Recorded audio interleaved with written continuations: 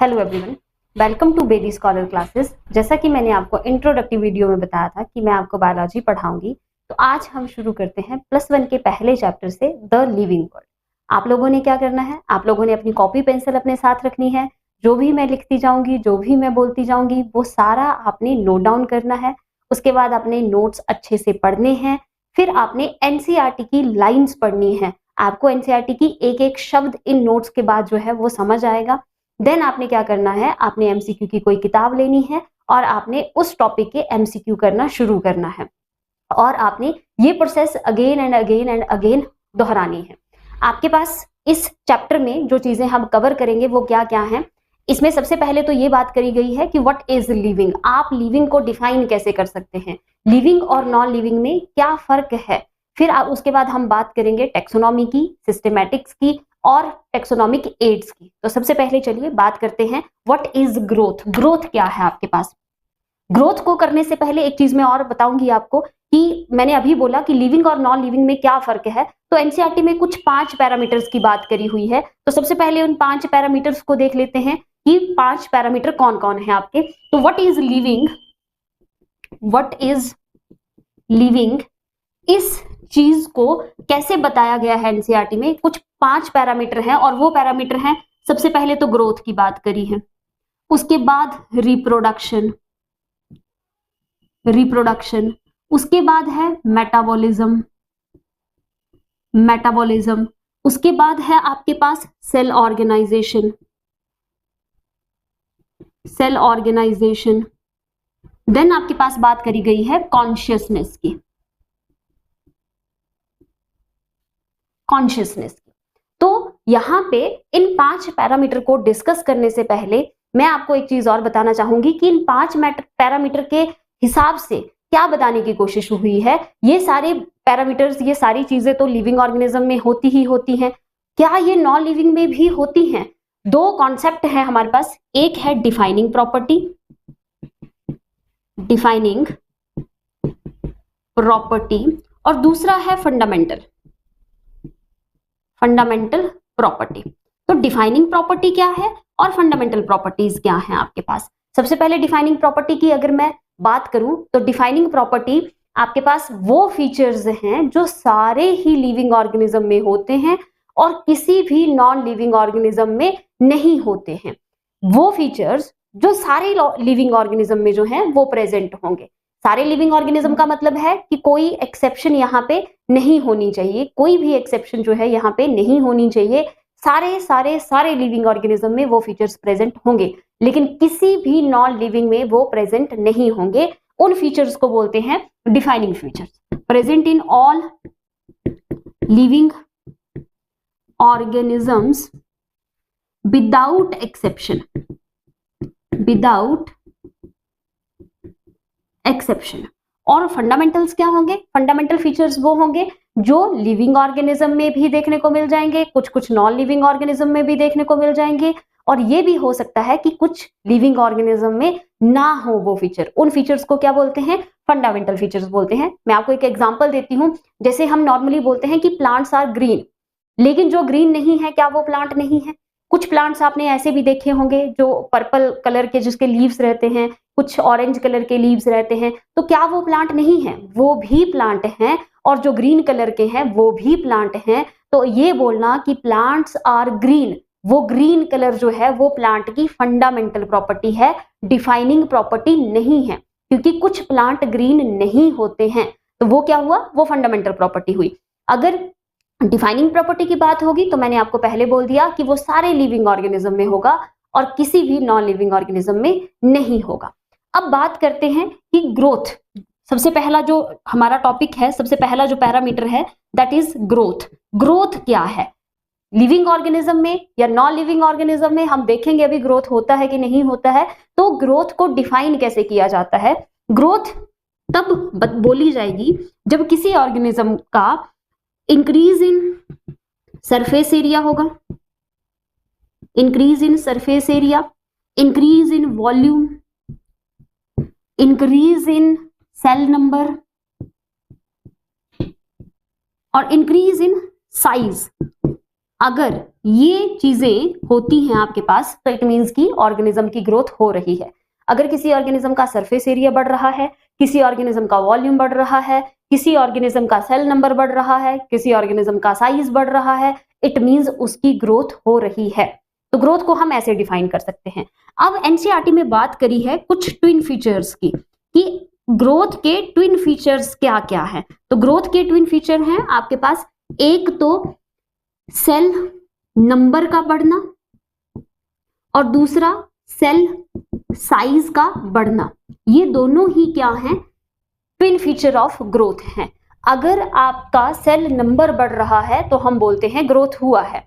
अगर cell size increase हो रहा है तो इट मींस की ग्रोथ हुआ है। ठीक है, तो ये आपके पास क्या है, ट्विन फीचर ऑफ ग्रोथ है। क्वेश्चन आता है, पूछा जाता है, तो ये चीज को बिल्कुल ध्यान रखना कि ट्विन फीचर ऑफ ग्रोथ आपके पास क्या होता है। अब अगर मैं बात करूं टाइप्स ऑफ ग्रोथ की, टाइप्स ऑफ ग्रोथ, तो टाइप्स ऑफ ग्रोथ में दो तरह की ग्रोथ रहती है। एक ग्रोथ है इंटरनल ग्रोथ, इंटरनल ग्रोथ, और दूसरी है एक्सटर्नल ग्रोथ, एक्सटर्नल ग्रोथ। क्या फर्क है दोनों ही ग्रोथ में? ग्रोथ तो ग्रोथ है, तो what is internal growth and what is external growth? Internal growth वो ग्रोथ है जो अंदर से ग्रोथ हो रहा है, सेल के डिवीजन की वजह से ग्रोथ हो रहा है। तो सारे ही लिविंग ऑर्गेनिज्म जो ग्रो करते हैं वो इंटरनली ग्रो कर रहे हैं। ऐसा तो नहीं है कि मैंने हील पहन लिया तो मैं बोलूंगी मेरी ग्रोथ हो गई। कुछ टाइम के लिए है, लेकिन वो परमानेंट ग्रोथ नहीं है आपकी।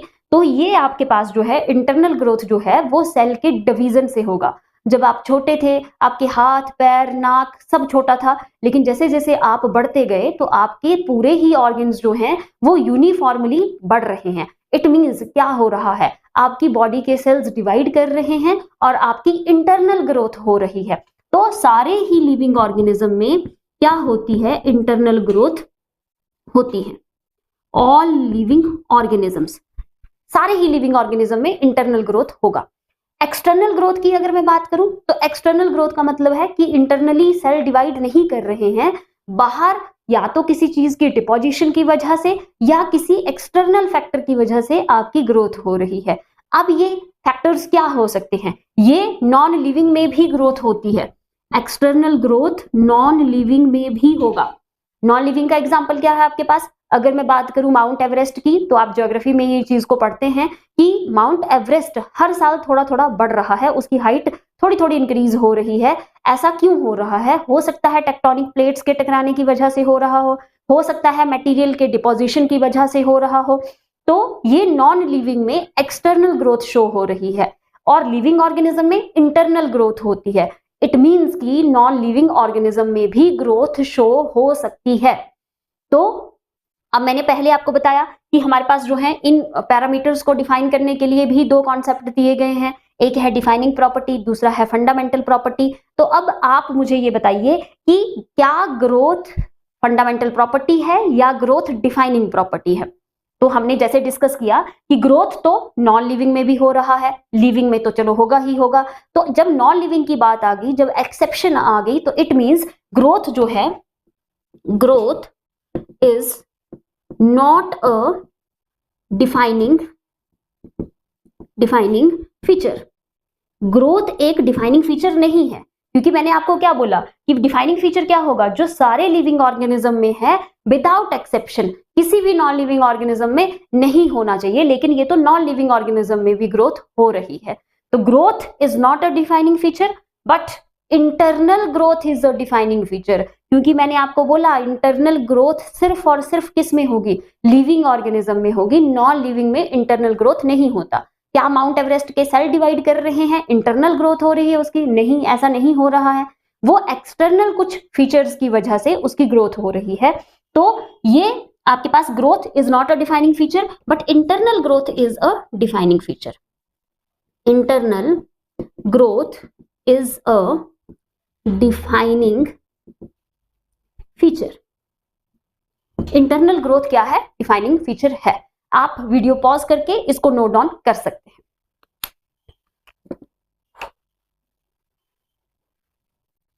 ठीक है, आगे चलें। आगे आपके पास क्या है, अब ग्रोथ जो है प्लांट्स में और एनिमल्स में थोड़ा थोड़ा सा डिफरेंस रहता है ग्रोथ में। है तो प्लांट्स भी लिविंग और आपके पास एनिमल्स भी लिविंग, लेकिन इनकी ग्रोथ में थोड़ी थोड़ी सी चीजें अलग अलग हैं, वो डिफरेंस भी देख लेते हैं। इंपॉर्टेंट है, क्वेश्चन बन जाता है वहां से भी। तो आपके पास प्लांट में और एनिमल में क्या फर्क है? प्लांट्स और एनिमल्स,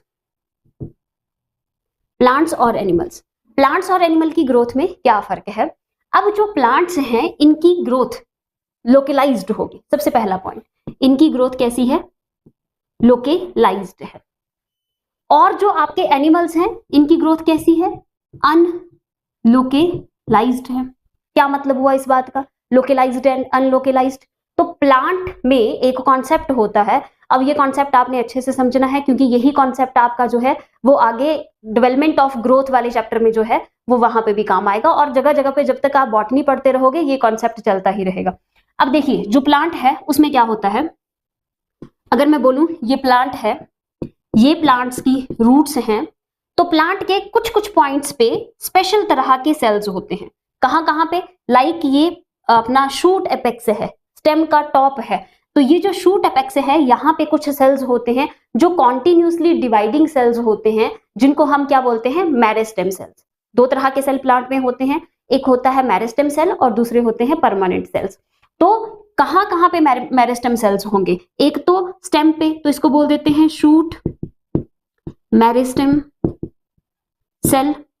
दूसरा होगा रूट की टिप पे, तो इसको बोल देंगे रूट मेरिस्टेम सेल, और ये शूट की और रूट की टिप पे ही होंगे। फिर आपके पास जो है प्लांट की लेटरल साइड में भी ये सेल्स होते हैं, तो इनको बोल देते हैं लेटरल मेरिस्टेम सेल्स। शूट की टिप पे, रूट की टिप पे और प्लांट के साइड्स में जो है लेटरल साइड्स में भी मेरिस्टेम सेल्स होते हैं। अब जो शूट की टिप पे सेल्स हैं, थोड़ा सा मैं और बता देती हूँ, शूट की टिप के जो सेल्स हैं मेरिस्टेम सेल्स, वो कॉन्टिन्यूसली डिवाइड करेंगे और प्लांट की लेंथ को बढ़ाने में हेल्प करते हैं। तो जब प्लांट की लेंथ बढ़ेगी तो हम उसको बोलेंगे कि क्या हुआ? प्राइमरी ग्रोथ हुआ।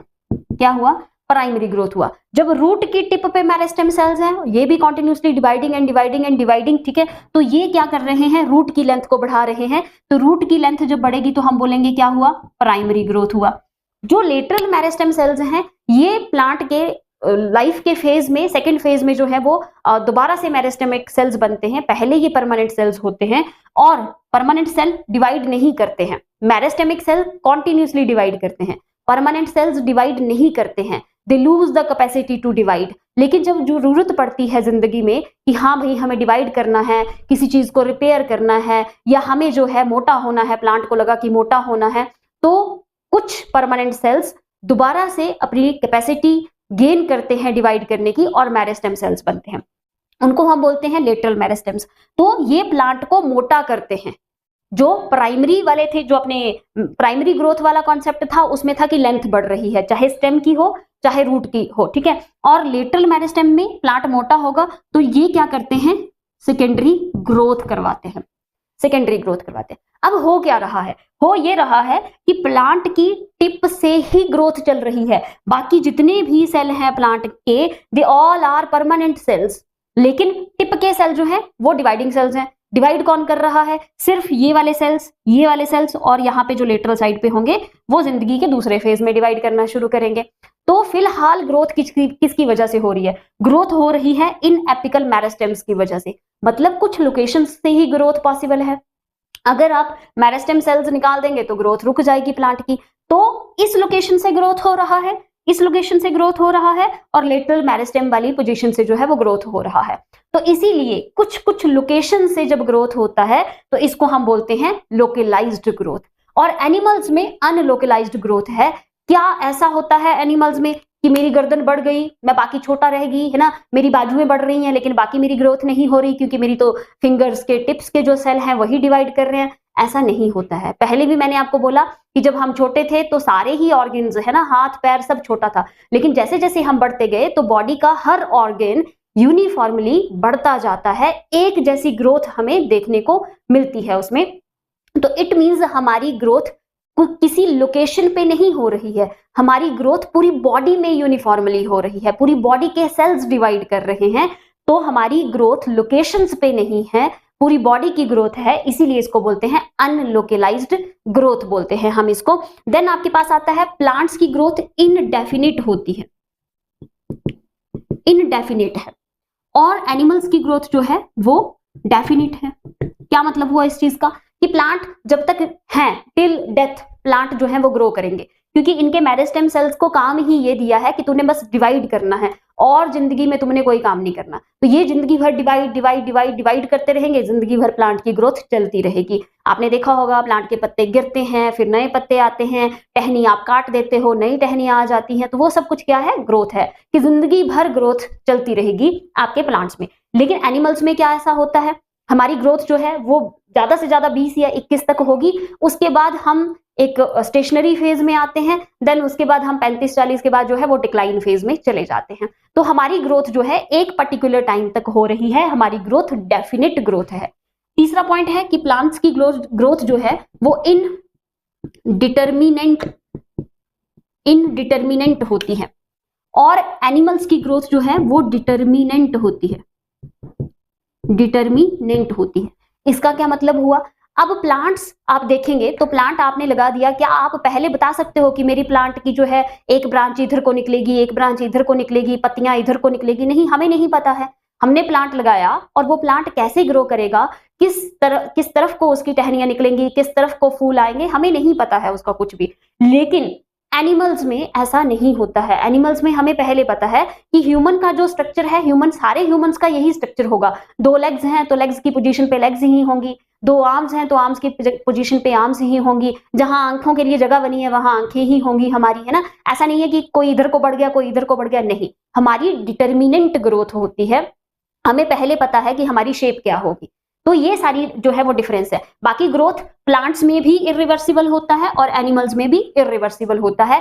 एक बार अगर ग्रोथ हो गया, चाहे प्लांट का हो चाहे एनिमल का हो, तो उसको आप रिवर्स नहीं कर सकते। आप ऐसा नहीं सोच सकते कि आप इतने बड़े हो गए हैं तो चलो 2 दिन के लिए छोटे हो जाते हैं, ऐसा नहीं होगा, ठीक है। तो ग्रोथ जो है वो इरिवर्सिबल है। अगले पॉइंट पे अगर मैं आऊं, ये ग्रोथ से रिलेटेड टॉपिक था। ग्रोथ जो है एक डिफाइनिंग प्रॉपर्टी नहीं है, बट इंटरनल ग्रोथ जो है वो डिफाइनिंग प्रॉपर्टी है आपके पास। अगले पॉइंट पे अगर मैं आऊं तो अगला पॉइंट हमारे पास क्या था, रिप्रोडक्शन। तो रिप्रोडक्शन को डिस्कस कर लेते हैं, देखते हैं क्या रिप्रोडक्शन आपका डिफाइनिंग प्रॉपर्टी है या रिप्रोडक्शन डिफाइनिंग प्रॉपर्टी नहीं है। चलिए, रिप्रोडक्शन की अगर मैं बात करूं तो रिप्रोडक्शन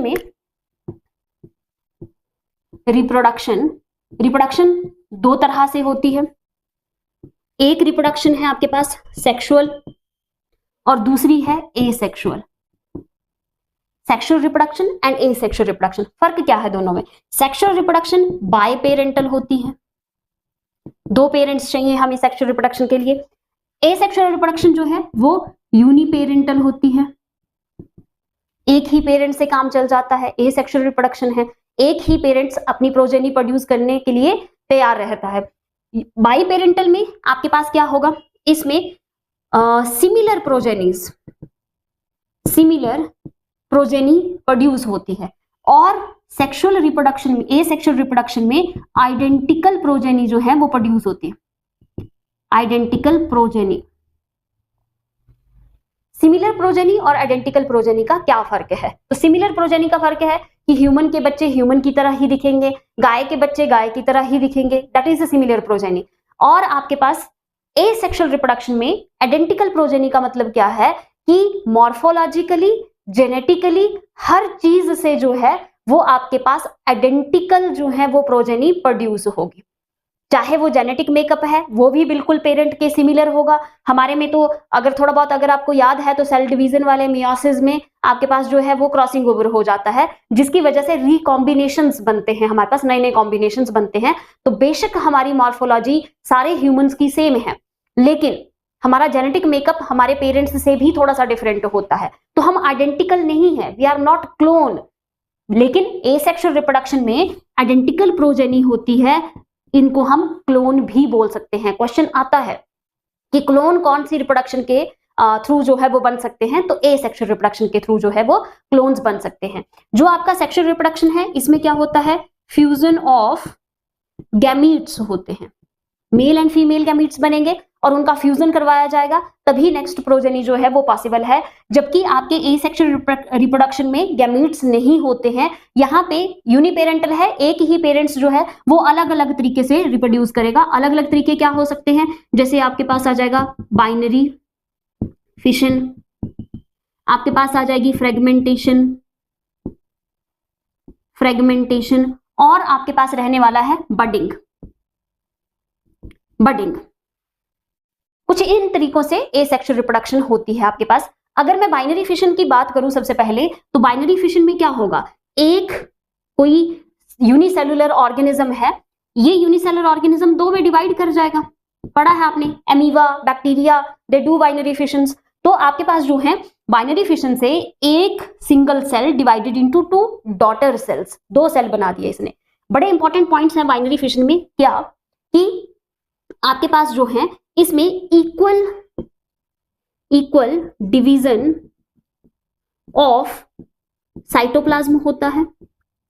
एसेक्सुअल रिप्रोडक्शन में इक्वल डिवीजन ऑफ साइटोप्लाज्म होगा, मतलब कि ये एक सेल इक्वली डिवाइड करेगा, इक्वल साइटोप्लाज्म इसको जाएगा, इक्वल ही साइटोप्लाज्म दूसरी डॉटर को जाएगा। और इसमें जो है इक्वल ही डिवीजन होता है, equal distribution of nucleic acid भी रहेगा,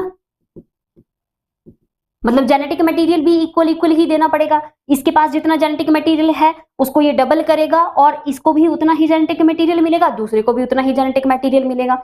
लेकिन इसमें आफ्टर डिवीजन पेरेंटल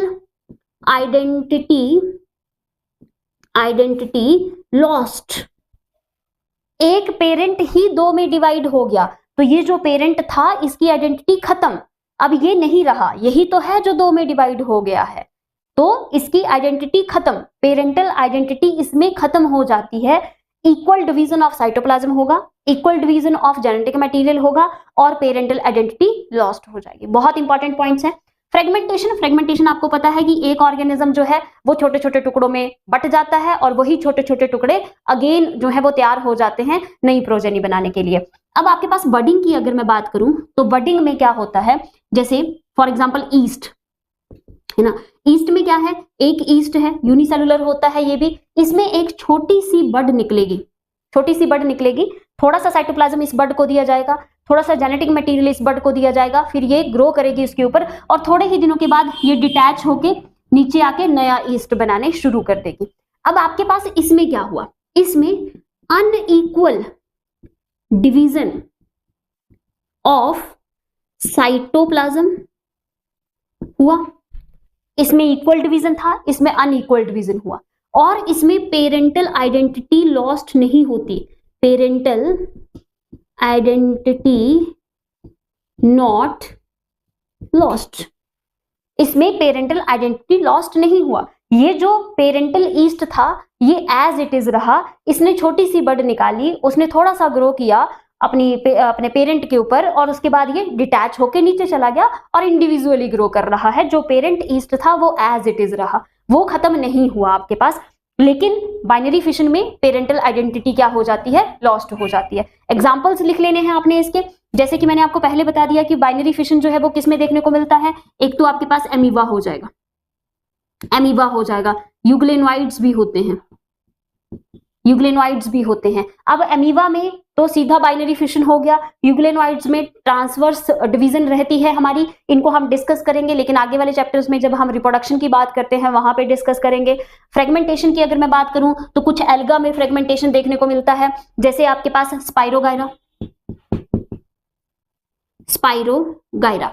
स्पाइरोगायरा में फ्रेगमेंटेशन होता है। देन आपके पास अगर मैं बात करूं बडिंग की, तो बडिंग मैंने बता दिया आपको ईस्ट में होता है, ईस्ट में है, हाइड्रा में है, इन सब में ये चीजें रहती हैं। सेक्सुअल रिप्रोडक्शन में मैंने आपको बता दिया कि मेल एंड फीमेल गैमीट्स बनेंगे और ये इनकी क्या होगी, फ्यूजन होगी आपके पास। तो अब आपने बताना है कि क्या रिप्रोडक्शन एक डिफाइनिंग फीचर है या रिप्रोडक्शन डिफाइनिंग फीचर नहीं है। मैंने यहाँ पे नॉन लिविंग की बात नहीं करी, मैंने नहीं बोला पत्थर रिप्रोड्यूस करता है कि आपने एक पत्थर देखा उसके बाद कल जाके देखा तो दो पत्थर हो गए थे, नहीं, ऐसा नहीं होता है।